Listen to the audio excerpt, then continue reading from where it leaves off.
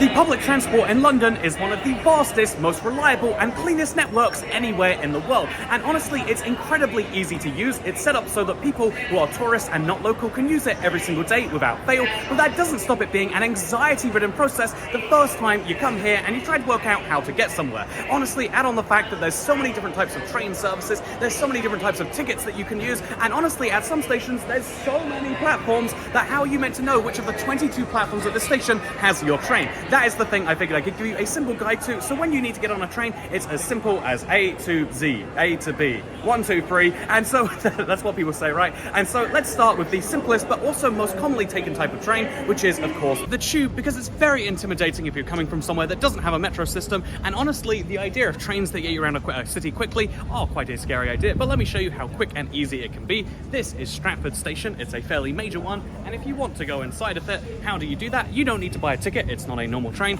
All you need instead is some form of contactless card or payment phone, or even just an Oyster card, which you can buy from the machines here, and you want to throw one of those right on over here. Once you pick your contactless card or Oyster card, you throw it right down, and it gets you through the barriers. You're now in the fare paying zone. Once you're in, just go exactly where your map app tells you to. Are you taking the Jubilee line to Stanmore? Look for the signs that say Jubilee line, and then find a train to Stanmore. Now it says to go down the stairs. Ah, big station, by the way. And then once we get down there, there should be a little board that tells us exactly which train we're getting on. As you can see right here, it's actually one over there. I don't know if we could see it from here. It'll look something like this, and if you read a little carefully, you can see the platform 15 is where we've got to go. That's platform 14, and so that is platform 13 or 15. Platform 15, there we go. Wait there, and get on the train. It's as simple as that. How do you get on a train? I feel like there is actually some anxiety about that for some people, but it's just go get on the big long metal snake before it leaves, because otherwise you won't be getting on it. It might be called the London Underground, but you'll notice very quickly that not all of it's underground. In fact, the majority isn't. Also, it doesn't exclusively serve London, and so therefore the accurate name would be... And now I'm here at my destination station. I just need to follow the signs for the way out. Again, some of these stations are extremely cavernous, but as long as you're on the one side of the barriers, you should be just great. And so we'll follow the escalators up and see where it takes us.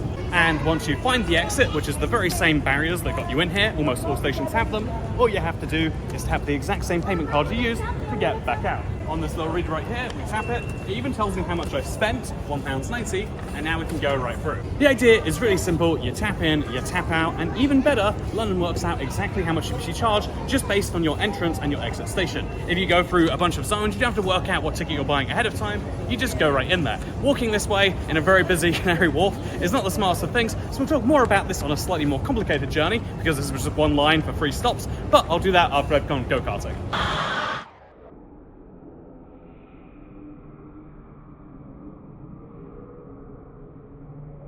This is actually the first thing I won a medal for in my entire life. I'm pretty proud. I came first. Anyway, unrelatedly, I think it's important to get back to talking about how you get around London. So the London Underground works very simply. You tap in and out and it works out the fare. But how does the Overground or the DLR or the Elizabeth line or all these different transport mechanisms, which are all trains that run underground or overground variously, work? And the simple answer is all exactly the same. This same fare zone works exactly the same no matter what transport you take. And so to prove that, I'm going to tap in again here at Canary Wharf, and then we're going to take the Underground one stop and then switch to a different form of transport. And now I'm here, I'm going to change to an Overground train. Just like with the first station, by the way, if you want to go somewhere, follow the signs. The northbound platform is up there, and so that is what we're going to do. It might be called the London Overground, but that doesn't mean it necessarily always runs overground. Just like the Underground, it's just a name to describe a very long, confusing series of things. But yeah, with that said, eventually a train will arrive, or if you're lucky, right now. And even though this is an entirely different London service, because it's all run by TfL, it is all charged under the same system, and so this is the same as if I just took a long London Underground journey. And so to prove that, let's get on the train and then let's go one stop wherever it is. The Overground is funny in quite a few ways, by the way. One of those weird idiosyncrasies is you have to press a button to get off this, unlike the Overground. So, I mean the Underground. So right here, we're gonna have to do precisely that. But yeah, it's also air conditioned. It also has very different standards for building stations because a lot of them have existed for a very long time. I think this one used to be an underground line, but regardless of that, something fun you'll notice is we can just go to the exit, and as long as you have your payment method, Oyster card, contactless, I don't know, a paper ticket, those still exist, but you probably shouldn't use them. As long as you have your original payment method, when you tap out, it's exactly like you took one form of transport. So here I am now, and so to prove that point, when I tap to get out, you're gonna see that it's gonna charge me £1.15. I guess maybe shorter journey, but if you look, it'll charge exactly the same as if it was any other Zone 2 station on the tube, which is really great. The only issue is I'm in Rotherhithe now, but the important thing to know is that your fare, it doesn't care how you get from point A to point B, it calculates whatever the fastest route should have been, and it charges you based on that. And as long as you spend less than the maximum amount of time in the fare zone, it's something insane like 110 minutes, it varies by fare zone, but as long as you spend less than that amount of time in there, it doesn't matter how many trains you took, if you went backwards and forwards and had a fun time, you'll still only get charged that one fare, which is really handy. The other important thing to know if you're curious about the fares and how this all works on the cost, because it does sound a bit weird to just tap in and out and trust that they'll charge you, there is a daily max fare. I'll put it on screen right now, it varies every year, but there is a daily max fare, and once you hit that price from all of your individual journeys, it's entirely free after that, meaning I believe my journey home is going to be free now because of all of the things I've done in this video. So that is how you use any TfL system, that is underground, overground, DLR. I want to say the trams, but they work on a weird separate system, but it's the same basic idea, it's part of the same cap. On buses, you just tap in, you don't have to tap out, and importantly though, when it comes to trains, they work mostly the same, but with a bit of a difference. So how do you take a train in London? Let me share. Things are a bit different when it comes to taking a national rail service, or people would usually just call them a train. Usually they've got different operator names is the way you could usually tell. So South Western is a train service, the District Line is an underground service. You can ignore that for now. But when it comes to taking a train, the most important thing to know is that you can use your Oyster or contactless card as long as you're within London. It's actually the Greater London Travel Area, which includes a few things just outside of London, but if you're within the Greater London area, you can tap and it's a-okay. But if you are going somewhere that is just outside of London, you might need a train ticket. Or if you want to put a discount on there, or if you want to get a 2-for-1 deal, there are all sorts of reasons you'll want a ticket, which means you come to one of these ticket machines and you're going to have to type in your destination just like so. So I want to go to Richmond today, that's somewhere south from here at Waterloo, and it is not one of the most popular stations, so instead we go to A to Z, we type in Rich, as you can see right here, and it's going to take me, okay, you know, I've got enough of the letters, to Richmond, London. There's a Richmond in Yorkshire, make sure you get the right one, or it might be a lot more than you expect. I want to return because I would like to come back, and it's going to cost me £10.80. That's absurd, actually, but it's going to cost me £10.80. However, if I add my rail card to it, because I am 26 to 30, you do have to pay for this, so if you're a foreigner, you might not have this, but you add the rail card to it, now it costs me £7.10, and what it will do, it may be, okay, so I'll buy just the one ticket, and now what I can do is I can pay for that using my contactless card, or whatever form of payment you'd like to use. You can use cash at some ticket machines, and then it checks your card, goes through all the stuff, and prints you a ticket. Although for this journey, whatever you do, use contactless, because apparently there's no way it would cost you £7 with a contactless card, I'm just saying. But now I have a ticket that can take me from London over to Richmond, and also these tickets are handy because they give you 2-for-1 discounts on certain things, so that might be something worth doing, but probably not for most people. So now I'll show you that you can use both methods for the same journey, because Richmond is in London, but it might not be. Let's pretend it's not for the sake of this video, and so let's show you how these tickets work over at the barriers. So this is Waterloo, it's a big station, it has a lot of departures, so it has this handy fastest train 2 section. I want to go to Richmond, and so that is on platform 20 at 12:03. Platform 20 is very far away from here, so that means we go 12 stations over that way. Oh man, a lot of people are busy. We go 12 platforms that way looking for these big platform numbers, and we find a train at platform 20 which is going to Richmond. Okay, I really had to cross the entire station to find platform 20. We're now in like a very different looking place, but this is the barrier to get to platform 20. You can tell because there's signs up above it. The stations are very well signposted, and now all you have to do is take that train ticket that you bought earlier and throw it into the barrier. There's this little slot here. If you have a QR code on an app, you can use that too. But you throw it in, and then it tells you, take the ticket, opens the barriers, and lets you through. If you have someone filming, they can't come through without tapping with their own Oyster card. So now, this is my train, which I can confirm because it's on the right platform, and it's South Western Railway. Then we're gonna walk up to it, we're gonna press the open door button. You have to do this on trains. Opens the doors, and now we can find a seat. It is worth mentioning that if you do get anxious, like, oh, what if I'm going all the way to Manchester instead of to Richmond or something like that, there are regular announcements on the train saying, this is a train going to blank, blank, blank, calling at Cubridge and Cunworth and Tammingfield, and yeah, I'll tell you about all that stuff. But yeah, let's sit down, let's enjoy the train ride, my coffee and train station sandwich, because I'm going so far today, all the way to Zone 4, if you can believe that counts as London. But it seems like in the case of this station, it's actually one of those trust systems where you just go out, you don't have to put your ticket anywhere, but you technically have to hold it while you're in the station. Unless you tapped in which case try and find one of these machines, you're gonna need to tap that out, or didn't like that.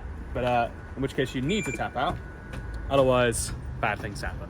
And that just means you get charged extra. Make sure you do tap out and then leave the station. Wow, I did a train journey and it was real simple. I didn't even need this ticket, which cost me far too much for the sake of a video. Speaking of spending far too much on a video, are you spending far too much on your internet browsing? That's where today's video sponsor comes in. I have to be very optimistic that I get a VPN sponsorship now. Anyway, the important thing to note is that this is how you get on a train basically anywhere in a major urban area. It'll work that way for Birmingham, Manchester, and anywhere roughly around London. However, if you're going further afield, let's say you're going all the way to Newquay or to Scotland, just buying a ticket on the day is not actually the way to do it. It's the same thing as trying to go to the airport and say, buy me a ticket to New York, and thinking you'll get a good deal. They will sell you a ticket on the day, but they'll make sure that you pay. And so in the same way, if you're booking a long distance ticket, book it in advance. There's a few apps I recommend, the Trainline, even Uber does bookings, which is what I've actually used for this one. And yeah, by using one of these online booking sites, they give you a fun little, I'm gonna have to blur this, but they give you a QR code, and you can use this as the equivalent of your ticket. So now I go to the gates over there, and I just have to scan this through. They'll have like a fun thing underneath the ticket reader. I'll show you that now, actually.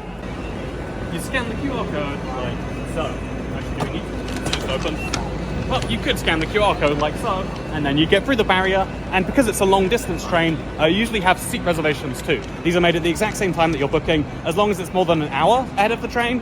And so this is entirely complimentary. Don't be tricked into any site that tries to convince you you've got to pay for it. And then just find your seat reservation. Mine is Coach B53, I think it is. So you look along your train and you try and find it. See, it's a much fancier train, goes much faster because it's going to much further away places. And you pay for that in the ticket price. Even if I was booking this on the day, it would cost me just over £100. Booking it in advance, even by 3 weeks, was £60. But if you book it at the very start, 12 weeks in advance, you can get it as low as 20 or 30. But anyway, that's a side note about my particular train going to Devon here. So yeah, this is first class, not me.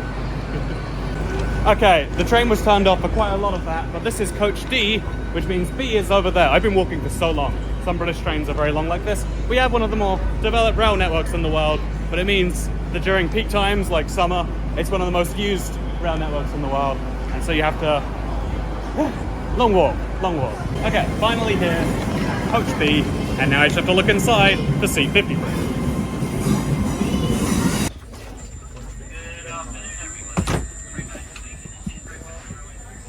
Oh, they finally listened, they gave us a table. Seat 53. I'll be honest with you, this is the last footage in the video because I started eating snacks and drinking a few cans and honestly enjoying a great train ride down to Devon. It was a wonderful wedding too, but to recap this video, there are 3 basic types of train in the UK. There is the Tube and London services where you tap on and you tap off, where with an Oyster or a contactless card, there are no reservations, there's no fear about when you catch the train, you just tap in, you tap out whenever you get to where you are, and it automatically charges you. Then there are suburban trains, which can be tap in, tap out based, but often require a physical paper ticket, and these are non-reservable trains that run somewhat frequently. They are running into quite a lot of the big cities, but oftentimes, if you're a tourist, you'll be coming into London. And then finally, we have long-distance services. These can't just be bought on the day, or they can, but they're incredibly expensive. Instead, I recommend reserving in advance. It's the same way that you could buy a ticket from London to, Sydney on the day, if just go to the airport and see what happens, but they would charge you such a ridiculous amount that just please go to the airport with a ticket already in hand, go to a long-distance train with a ticket bought in advance, buy one online, and then you can use a QR code from that, or you can use a physical paper ticket, but this will come often with a seat reservation. A seat reservation allows you to guarantee you're sitting somewhere,